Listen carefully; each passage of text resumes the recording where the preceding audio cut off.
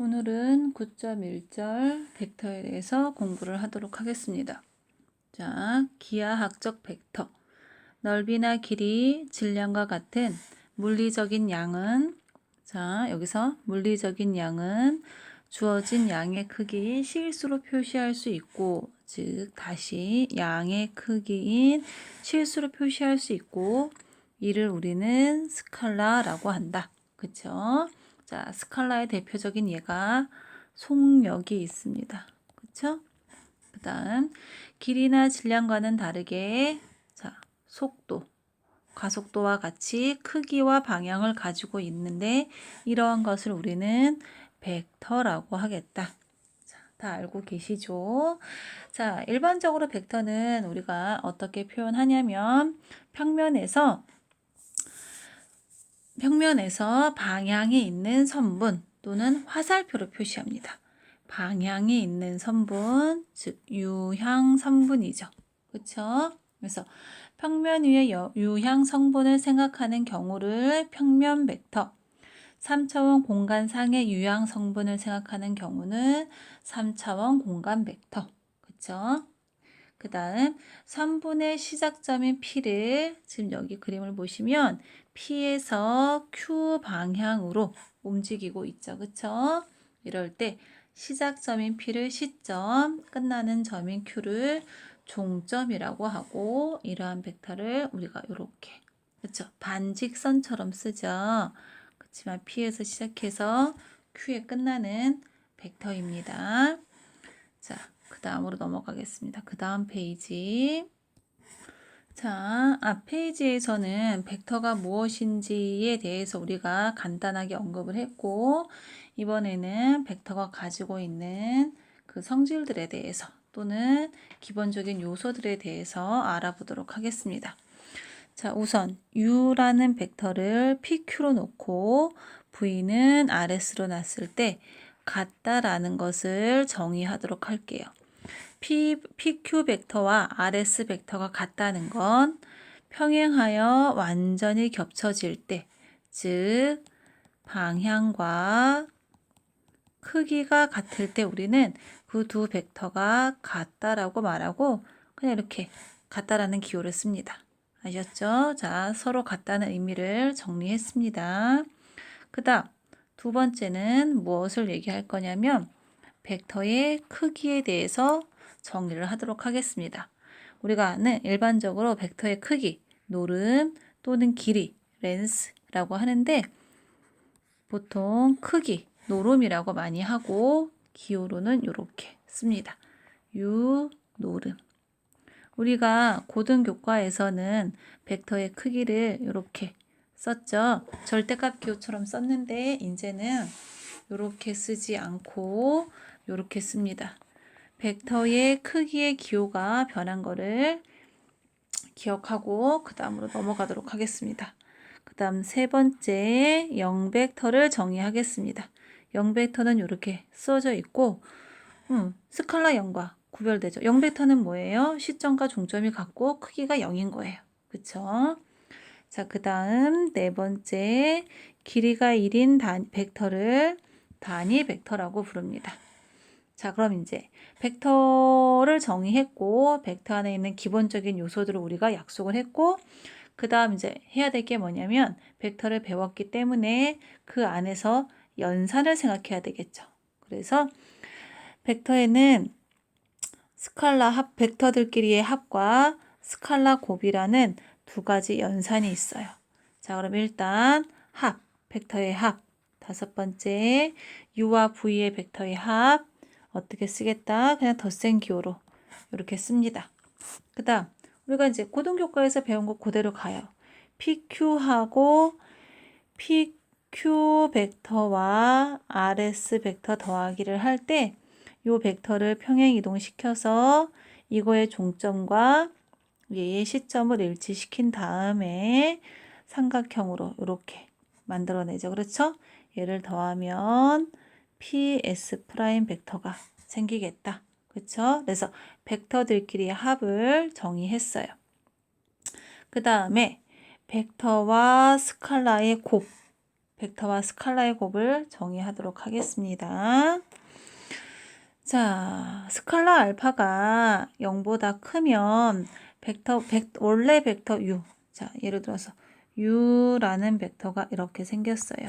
그럼 알파를 곱했는데 이 알파가 0보다 크면 이 방향으로, 예를 들어서 1보다 크면, 알파가 1보다 크면, 즉 u 알파 u는 크기가 늘어나는 거고, 알파가 1보다 작으면서 0보다 크다면 같은 방향으로 줄어드는 거겠죠. 그쵸? 뭐 이게 당연한 거죠.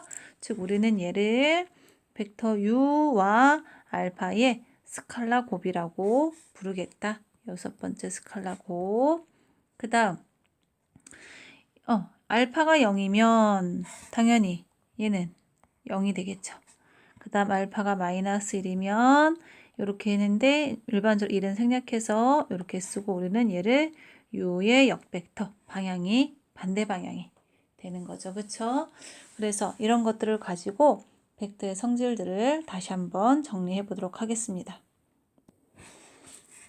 자, 정리 9.1절입니다. 즉 앞에서 나온 내용들과 벡터의 성질에 대해서 다시 한번 정리하고 넘어가도록 하겠습니다.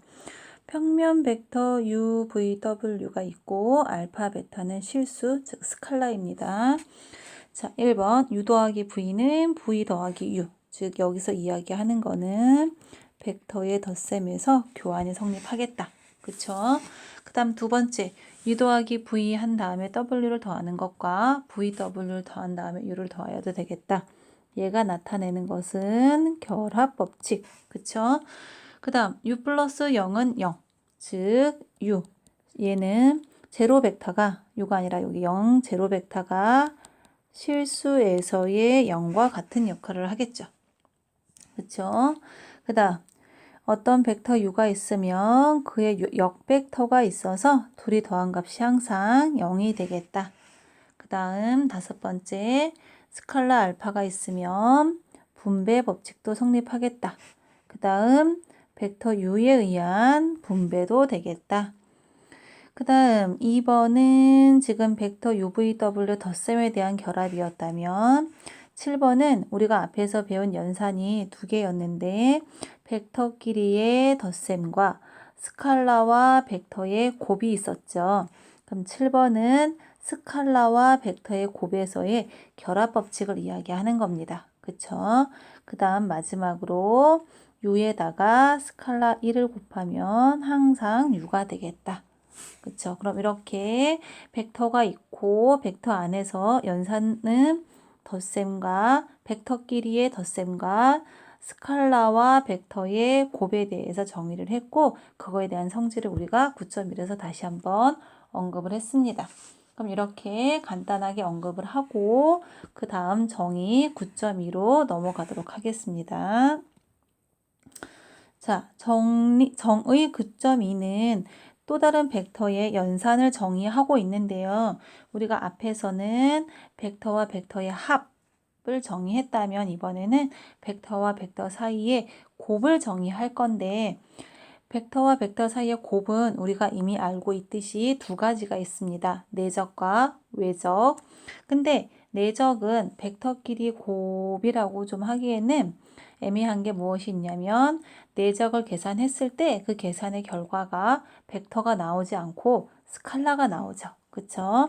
일단 내적에 대해서 먼저 정의를 해보도록 하겠습니다. 두 벡터 u와 v가 있을 때 그거의 내적은 우리가 이렇게 기호로 쓰고 다시 한번 써볼게요. u.v 쓰고 어떻게 정의했냐면 u의 크기, v의 크기에다가 uv 사이의 각 세타에 대해서 코사인 세타를 곱하는 것으로써 두 벡터의 내적을 정의했죠. 그럼 우리가 고등교과에서 내적을 어디에다가 가장 많이 사용을 했냐면 두 벡터가 서로 수직이라는 거를 이야기할 때, 그쵸? 벡터가 수직이면 두 벡터가 이루는 각이 90도가 돼요. 그쵸? 얘가 수직이면 세타가 90도가 되니까 코사인 90은 0이 되겠죠. 따라서 u와 v가 수직이라는 건 내적이 0이고 거꾸로 내적이 0이라면 두 벡터가 수직이 되겠다라는 거에 많이 써먹었어요. 자, 그럼 내적을 정의했으니까 내적의 성질에 대해서 알아보도록 하겠습니다. 자, 정리 9.3으로 넘어갈게요. 자, 정리 9.3에서 우리가 필요로 하는 것만 언급을 하고 넘어가도록 하겠습니다. 자, 첫 번째, U 내적 V와 V 내적 U가 같다. 역시 내적에서도 교환 법칙은 성립하겠다. 그 다음, 벡터끼리의 연산은 지금 이제 사실은 두 가지밖에 없어요. 덧셈과 내적. 그럼 덧셈과 내적 사이에서 무엇이 성립하겠다? 분배 법칙이 성립하겠다. 그쵸? 그 다음에 자, 스칼라와 내적 사이에서도 결합 법칙이 성립하고 또 하나 스칼라 알파가 움직일 수 있다. 그쵸? 그 다음 자기 자신을 내적한 거는 그 벡터 U에 다시 쓸게요. U 내적 U는 U와 U 자기 자신 두 개를 내적하는 거죠. 걔는 크기의 제곱과 같다. 그쵸? 요거 우리가 꼭 필요로 하는 네 가지 다시 한번 정리를 하고 넘어가도록 하겠습니다. 자, 여태까지는 벡터를 기하학적, 즉 그림의 의미로 이해를 했다면 지금부터는 대수적, 즉 우리가 공간 좌표 평면에서의 그 벡터를 표시하는 방법이 있었죠. 그쵸? 자, 그거에 대해서 언급을 해보도록 하겠습니다. 자, 교과서 424쪽으로 넘어가도록 할게요. 자, 잠시만요. 자, 됐습니다. 자, 일단 우리가 먼저 공간에서 먼저 얘기를 할 텐데, 공간에서 벡터를 얘기할 때는, 자, 그 좌표의 성분 있죠? 좌표의 성분을 그냥 이렇게 벡터로 줍니다.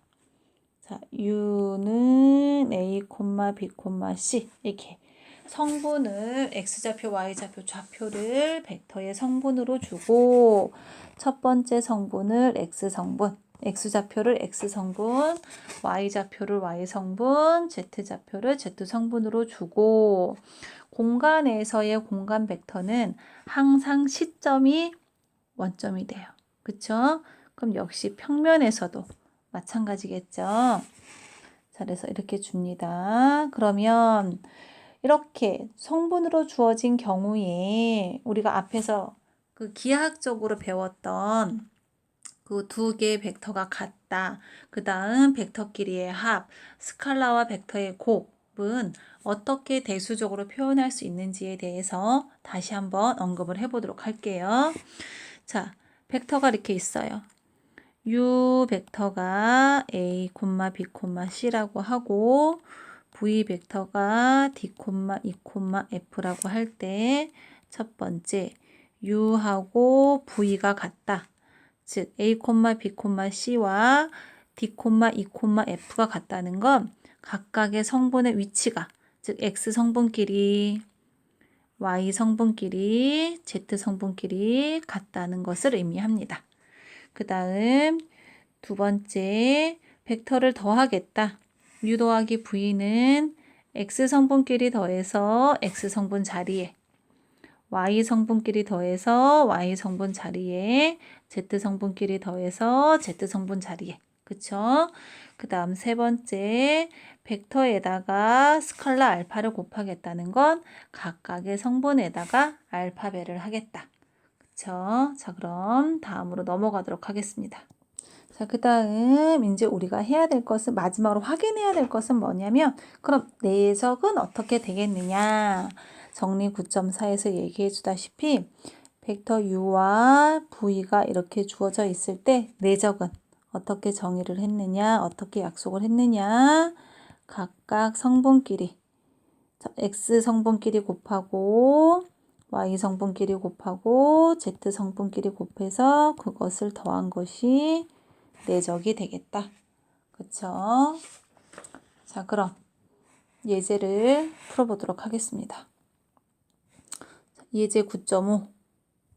자, u라는 벡터가 이렇게 주어져 있고 v라는 벡터가 주어져 있을 때, 자, 첫 번째 내적과 사이의 각을 구하시오. 그러면 일단 내적은 지금 벡터를 성분으로 줬죠. 그쵸? 그러면 uv 내적은 바로 성분끼리 곱해서 각 자리의 성분끼리 곱해서 더하겠다 그랬어요. 그쵸? 그럼 2-1 더하기 2니까 내적은 실제로 뭐가 되느냐? 3이 되겠죠. 그 다음에 뭐를 구할 거냐면 사이각을 구하래요. 그럼 사이각을 구하는 방법은, 자, 다시 u와 v의 사이각을 구하도록 할 텐데, u와 v의 사이각은 어디에 사용이 되었었냐면, 우리가 맨 처음 두 벡터의 내적을 구할 때 기하학적으로 주어져 있는 경우가 있었어요. 즉 뭐냐면 내적을 이런 방법으로 구하는 것이 아니라, 성분의 곱의 합으로 구하는 것이 아니라 u, v 내적을 u의 크기, v의 크기, 코사인 세타를 곱해서 구했죠. 그럼 이렇게 내적을 구한 방법과 이렇게 내적을 구한 방법이 같아야 되잖아요. 이걸로 이용해서 사이각을 찾도록 하겠습니다. 그러면 자, 여기다 쓸까요? 자, u의 크기는 지금 우리가 벡터를 성분으로 준 거는, 자, 여기 좌표 평면에다가 놓고 생각을 해보면 X축, Y축, Z축. 자, 임의로 놓고 생각을 해볼게요. 이렇게 놓고 보면 지금 이런 U라는 벡터가 있을 때 크기는 이 길이를 뜻하는 거니까 원점에서 요점까지의 거리를 의미하는 거죠. 그쵸? 즉, 요 U 벡터의 크기라는 건 원점에서 요 점까지의 거리를 뜻하는 거니까 루트 4 더하기 1 더하기 1 해서 루트 6. 그 다음 V의 크기도 역시 루트 1 더하기 1 더하기 4 루트 6이 되겠죠. 그럼 이제 정리를 하러 갑시다. U 내적 V 다시 한번 쓸게요. U 노름, V 노름, 코사인 세타. 그럼 루트 6 곱하기 루트 6의 코사인 세타가 여기 얼마? 3이 되겠다. 그럼 코사인 세타는 2분의 1. 코사인 세타가 2분의 1 되는 세타는 30도. 즉 틀렸죠? 죄송합니다. 코사인이 3분의 1 되는 거는 60도. 즉 3분의 파이. 그래서 사이각은 3분의 파이가 되겠다. 그쵸? 자, 그럼 이제 다음으로 넘어가도록 하겠습니다. 자, 그럼 예제 9.6은 여러분들이 각자 풀어보시길 바라겠습니다. 자, 그럼 예제 9.7로 넘어가겠습니다. 자, 예제 9.7은 벡터 u가 있을 때 같은 방향의 단위 벡터, 반대 방향의 단위 벡터, 즉 같은 방향의 단위 벡터라는 걸 먼저 구하고 방향만 바꿔주면 되니까 반대는, 자, 같은 방향의 단위 벡터라는 건 무슨 말이냐면, 예를 들어서 u 벡터가 있어요. 그럼 이쪽 방향으로 가는데 크기가 1인 거. 크기가 요 벡터가 있을 때 여기 크기가 1이 돼야 돼요. 그럼 얘는, 자, 색깔 펜을 바꿔볼까요? 요 벡터는 어떻게 생겼느냐? 얘를 자기의 크기로 나눠주면 이쪽 방향으로의 단위 벡터가 나오겠다. 그쵸? 그러면 같은 방향으로의 단위 벡터를 구하여라 했으니까 가장 먼저 우리가 해야 될 것은 벡터의 크기를 구하는 겁니다. 자, 다시 한번 얘기를 하면 벡터의 크기라는 건 원점에서 그 전까지의 거리라고 했죠. 그러니까 루트 1 더하기 1 더하기 1은 루트 3.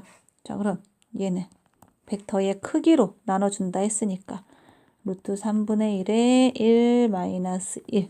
그쵸? 이렇게 쓰거나 또는 벡터에다가 루트 3분의 1이란 스칼라를 곱한다는 건 각각의 성분에다가 곱한다고 했으니까 이렇게 써도 됩니다. 됐죠? 그 다음 반대 방향이니까 이거에다가 반대 방향 부호만 바꿔주면 됩니다. 이렇게. 콤마 루트 3분의 1 마이너스 루트 3분의 1. 아셨죠? 자, 그 방향으로의 단위 벡터를 계산하는 방법입니다. 자, 여기까지는 이제 우리가 고등교과에서 다뤘던 내용하고 같아요.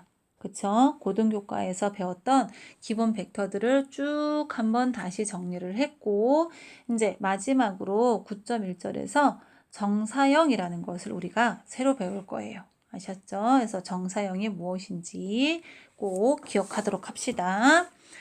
자, 우리가 뒤에 책을 한 장 더 넘기면 예제 9.8이 나오는데 9.8을 좀 더 다른 방향에서 설명을 하도록 하겠어요. 정리 9.8을 좀 더 다른 방향으로, 자, 벡터 UV가 있을 때 V를 기준으로 U를 정사형시키겠다. 즉 U를 V 방향으로 정사형시켰을 때 그 벡터는 무엇이냐? 자, 어떻게 생겼냐면 자, 다시 설명할게요. 정리를. 자, V 벡터가 있고 U 벡터가 있어서 정사형. 정사형이라는 건 수직으로 내리는 거죠. 그럼 이제 U1인데 U1이 어떻게 생겼냐면 V 내적 V 분의 U 내적 V. 여기까지는 스칼라죠. 여기에다가 V 벡터를 곱하면 얘가 나오겠다. 그러면 얘가 왜 이렇게 나오는지 한 번만 계산을 해보도록 하겠습니다. 자, 그럼 여기를 좀 지우고, 자, 시작을 해볼게요. 자, U를 우리가 V에다가 정사형 시켰어요. 그럼 일단 이 U1 벡터를 찾아야 되잖아요. 그쵸? 그럼 U1 벡터의 방향은 V랑 똑같아요. 그쵸? U1 벡터의 방향은 V랑 똑같아요. 자, 첫 번째 알 수 있는 거 U1의 방향은 V의 방향과 같다. 그쵸? 그 다음에 U1의 크기도 알아내야 돼요. U1의 크기. 자, 그럼 U1의 크기를 계산하도록 하겠습니다. 자, 일단 우리가 알고 있는 것은 지금 U 벡터와 V 벡터밖에 없어요. 그쵸? 자, 그래서 첫 번째 해야 할 일은 뭐냐면, 자, 일단 빨간색. 첫 번째 해야 할 일은 요 크기를 계산하는 겁니다. 요 크기를 계산할 거예요. 그럼 요 크기를 그냥 우리가 알기 편하게 크기니까 알파라고 놓을게요. 알파라고 놓고, 그 다음 요 크기는 뭐가 돼요? U 노름이 되겠죠. 그쵸? 그 다음에 그럼 요 알파의 크기는 어떻게 구하냐면 지금 요 각은 U 벡터와 V 벡터의 사이각 세타예요. 그 다음에 여기서 수직으로 내렸으니까 여기서 직각삼각형이 하나 생기죠. 그쵸? 그래서 코사인 세타는 U의 크기 분의 알파가 돼요. 그러면 따라서 알파는 어떻게 생겼냐? U의 크기 곱하기 코사인 알파가 되겠죠. 그럼 죄송합니다. 코사인 알파가 아니라 코사인 세타죠. 그럼 코사인 세타는 또 어떻게 생겼느냐? U와 V의 사이각이에요. 얘는 U와 V의 사이각이라 얘를 또 찾아내기 위해서 우리는 무엇을 할 수 있냐면 UV 내적은 U의 크기, V의 크기, 코사인 세타. 따라서 코사인 세타는 U의 크기, V의 크기 분의 UV 내적이라는 걸 알 수 있어요. 그렇죠? 그래서 최종적으로 어떻게 정리를 할 수 있냐면 지금 우리가 정사형 시킨 U1의 크기는 어떻게 생겼느냐? U 노름, V 노름 분의 UV. 일단 이렇게 생겼어요. 그쵸? 그 다음 U1의 방향은 V의 방향과 똑같다 그랬어요. 그쵸? 그럼 자, 색깔 펜을 바꿔볼게요. 딴 색깔로. 그럼 V의 방향, 즉 V 방향으로의 단위 벡터에다가 U1의 크기를 곱한다면 U1 벡터가 나오겠죠. 그쵸? 자, 그러면 순서가 좀 바뀌긴 했으나 두 번째 해야 할 일은 자, V라고 잘못 썼네요. V 방향으로의 단위 벡터를 찾는 거예요. 그쵸? 그럼 얘는 어떻게 돼요? V 노름분의 V가 되겠죠. 그럼 이제 최종으로 갑시다. 그럼 최종으로 자 그럼 U1 따라서 U1 벡터는 V 방향이면서 크기가 이렇게 생겼죠. 얘를 크기로 가지는 거죠. 그쵸? 그럼 이제 두 개를 곱하면 돼요. 그러면 자 U분의 V, U 노름 분의 UV 내적에다가 V가 되겠죠. 그러면 자 정리를 합시다. 얘는 스칼라니까 약분이 되겠죠. 그쵸? 그럼 다시 정리를 해서 쓰면 자 얘랑도 스칼라죠? V 분의 U 내적 V 여기는 벡터 V 그쵸? 그럼 이제 얘를 굳이 노름기호를 안 쓰면 자기 자신의 노름이니까 V 내적 V분의 U 내적 V가 되겠어요. 그쵸? 그래서 U를 V 방향으로 정사형 시킨 거는 어떻게 나오겠다? 이렇게 나오겠다. 아셨죠? 자, 그럼 예를 들어보도록 하겠습니다. 자, 예를 들어서 지금 정리 9.8을 우리 책에서는 좀 다르게 설명하고 있는데 저는 이제 그 방향을 바꿔서 U1을 벡터 U의 V 방향으로의 정사형으로 부르겠다. 그쵸? 자, 그러면 이제 벡터 U가 있고 V가 있을 때 U의 V에 대한 정사형을 구하시오 했으니까 사실 이제 앞에서 설명한 것들을 여러분들이 다 이해했다고 생각을 하고 그냥 식에 넣어서 정리를 하시면 돼요. 근데 나는 이제 식에 넣는 게 바로 좀 그렇다. 그러면 과정을 한 번쯤은 훑어보시는 것도 괜찮습니다. 그럼 이제 UV 내적이 뭐였냐면 지금 얘네들은 성분을 줬죠. 그쵸? 각각의 성분의 곱의 합이었어요. 그러니까 마이너스 1이 나오고 V 내적 V는 그럼 마이너스 1 내적 마이너스 1이니까 얘는 3이 나오겠죠.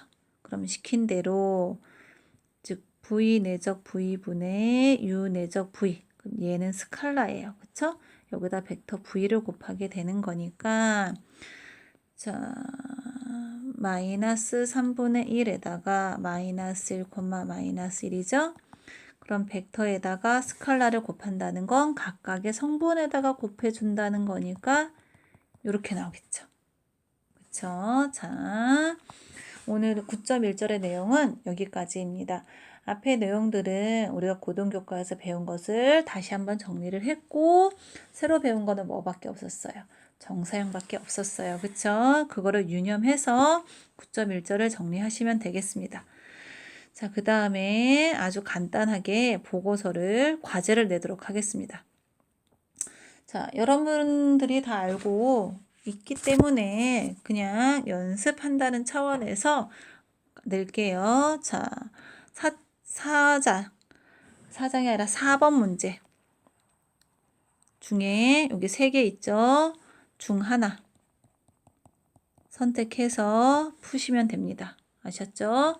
4번에 1번, 2번, 3번 3개가 있는데 그 중에 하나를 선택해서 푸시면 돼요. 그 다음에 5번 푸시고요.